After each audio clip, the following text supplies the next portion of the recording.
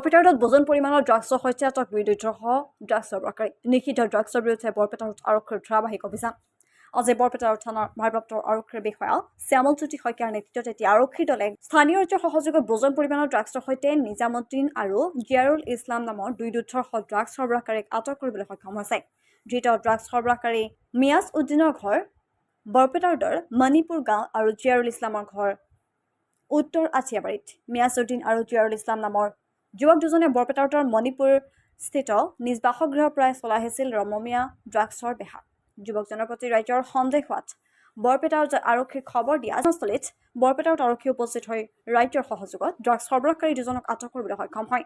উক্ত অভিযানত আৰক্ষীয়ে প্ৰায় 7 গ্ৰাম নিষিদ্ধ ড্ৰাগছৰ উপৰিও প্লাষ্টিকৰ 65টা খালী কণ্টেইনাৰ আৰু এটা ড্ৰাগছ লোৱাৰ বাবে ব্যৱহৃত ইনচুলিন চিৰিঞ্জ জব্দ কৰিবলৈ সক্ষম হৈছে। সম্প্ৰতি বৰপেটা ৰোড আৰক্ষীয়ে ধৃত ড্ৰাগছ সৰবৰাহকাৰী ৰিয়াজ উদ্দিন আৰু জিয়াৰুল ইছলামক আটক কৰি অধিক তথ্যৰ বাবে মাৰাথান জেৰা অব্যাহত ৰাখিছে। নিউজ ডেস্ক অসম ক্ৰান্তি সংবাদ।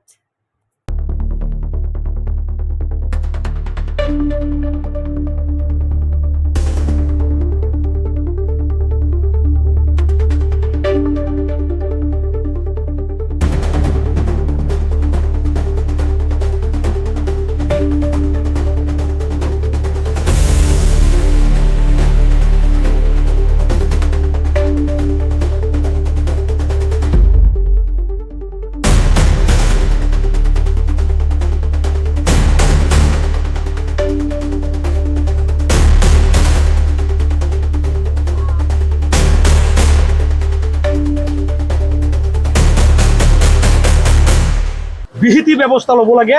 বৰপেটাৰ আৰক্ষীক মহোদয়ক আমি কৰজোৰে আহ্বান জনাইছোঁ, এই ড্ৰাগছ অতি সোনকালে আমাৰ এই অঞ্চলৰ পৰা বন্ধ হ'ব লাগে। আমাৰ ৰাইজৰ বিপুল দাবী। আমি বিগত দিনত বহুত পৰিয়াল ধ্বংস হৈ গৈছে এই ড্ৰাগছৰ কবলত পৰি। আমি বিচাৰিছোঁ এই দুজন মানুহ ইয়াতে কৰায়ত্ব হৈছে, ইয়াক আৰক্ষী প্ৰশাসনে উচিত যিটো আইনী প্ৰক্ৰিয়া, সেই প্ৰক্ৰিয়াৰ মাধ্যমে শাস্তি বিহিব লাগে। আমাৰ ৰাইজৰ বিপুল দাবী। অনাগত দিনত যাতে এই গাঁৱত যাতে এনেকুৱা ড্ৰাগছৰ বেহা কোনোৱে সাহস নাপায়, আৰু আমি ৰাইজৰ হৈ ইয়াত চকু নজৰ ৰাখিছোঁ। আৰু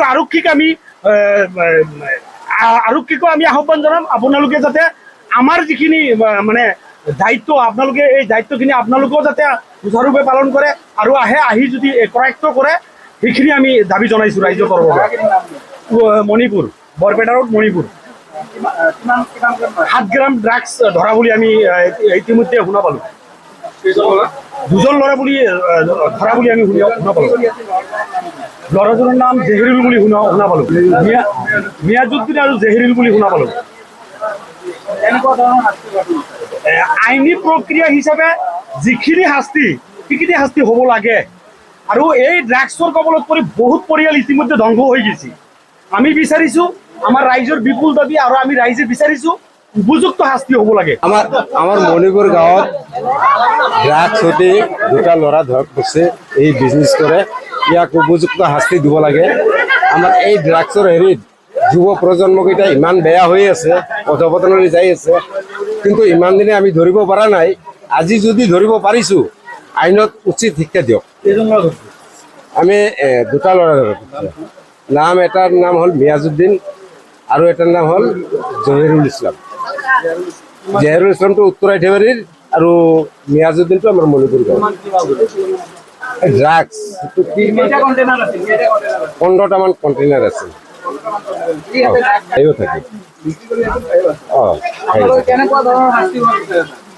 উচিত শিক্ষা যাতে আমাৰ এই মণিপুৰ এই অঞ্চলৰ নতুন প্ৰজন্মকেইটা যাতে ইয়াক চাই শিক্ষাটো পায় যে ড্ৰাগছ খালে আমাৰ কি শাস্তি হ'ব পাৰে যদি ধৰাত পৰোঁ।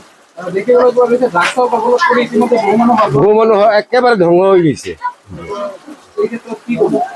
এই ক্ষেত্ৰত এইখিনি ক'ব লগা আছে আমাৰ, যে ড্ৰাগছ খালে যে কেনেকুৱা হয় সেইটোতো আমি চাই আছোঁ। যদি এই দুজন আমি ধৰিব পাৰিছোঁ, উচিত শিক্ষাটো দিয়ক আইনৰ বিৰুদ্ধে। জাগাখিনিৰ নাম মণিপুৰ গাঁও, বৰপেটা ৰোড কেছ।